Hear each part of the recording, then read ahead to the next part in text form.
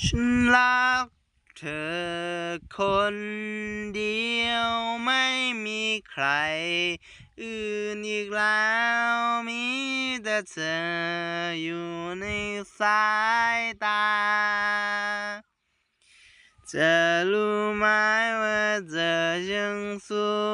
วยมากเพียงใด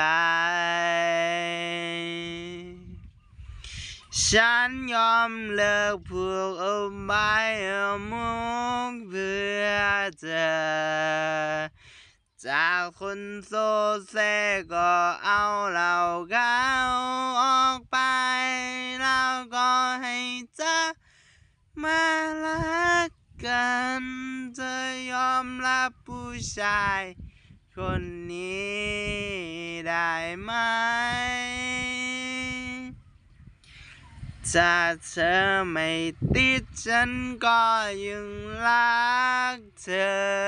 อยู่ทุกวันเธออยู่ทุกวันเป็นวันที่ดีแล้วเธอยังจะทำให้ฉันอยู่ไหมเรื่องที่เธอบอกว่ารักฉันจะทำกับข้าวให้ฉันกินไหมจะไปซักผ้าให้ฉันไหม